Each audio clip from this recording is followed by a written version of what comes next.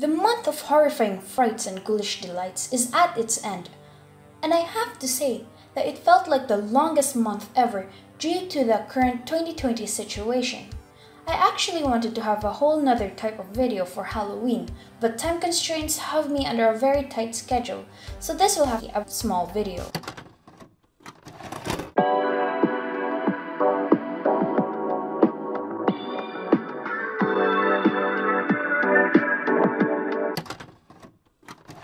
When it comes to horror, my tastes depend on many factors. However, I tend to favor stories that allow interaction and immersion, which is why I find horror video games more terrifying than most horror films when done right.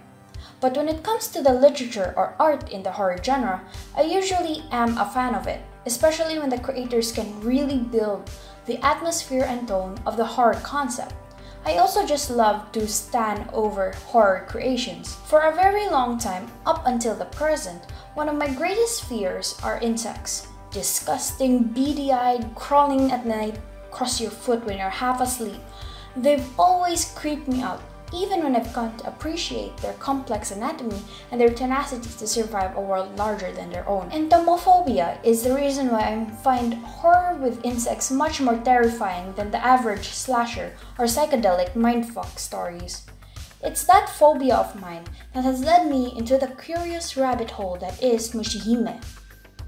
The story is of a dark romance tale about a high school boy who falls helplessly in love with a beautiful girl who has to eat people to survive. Mushihime is written by one of the people I remember in the horror manga scene, actually one of the few that I bothered to remember, Hokazono Masaya. And the art is drawn by Satomi Yu. It's one of the horror mangas that I binge read when I discovered who Hokazono Masaya was. But to be completely honest, the story isn't why I stayed until the very end. The story at first sounds intriguing. The world and its characters, not so much.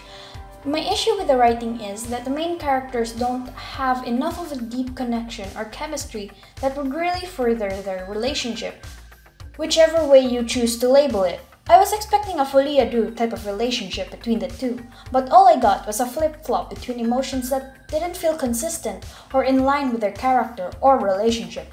It's a pity that the two main characters never really got to delve into a relationship that really helped accentuate the story and the world of Insect Princess. The story started off simple, creepy, yes, as all horror manga stories should be. However, delving into the later chapters, the reveal of Mushihime's origins and the backstory felt wholly directionless and doesn't stick to a singular explanation. If it wanted to expand further on the different plot twists or contrivances, the manga doesn't do a good job of doing so, and the twists are serviceable if you want to be polite. It does have its creepy moments and scenes that can terrify a viewer, especially for someone like me who has a tendency to overimagine scenarios and can really get into the head of the characters and the world. It's good at doing that. The tension is great, and the subtle creepiness really draws you in without having to rely on ghosts or on gore for any gorehounds out there.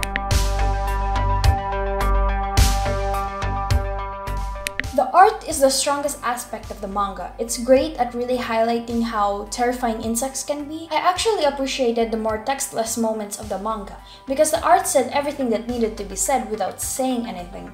The horror shines when it needs to, and I really enjoyed how the art subtly indicates when the scene is going to terrify me, with the art shifting into a more horrific style, distorting normality. I actually enjoyed Mushihime. Despite its lackluster story and convoluted twists and explanation, it's a story best read on a Saturday where you want to read a horror manga that you can finish in a day and a half. So this is the end of the video. It was a bit short, just me reviewing Mushihime, a manga that I've read a while ago. To be honest, I actually wanted to write a more general video on Hokazono Masaya, specifically their writing, their art, all the works they've done in the manga scene, the horror manga scene. But I decided to focus on one of their works, Mushihime. Technically, it was between Mushihime and Pumpkin Night, but I'm not sure if the one I read is the correct translation. So Mushihime it is. And that's all from me. Thank you so much. Give this video a like, thumbs up, maybe consider subscribing, you know. I mean, the audio still needs work, but until I get a proper camera or like a recording microphone, oh my god, and or a room to record in, this is the best you're gonna get. You are a summer and after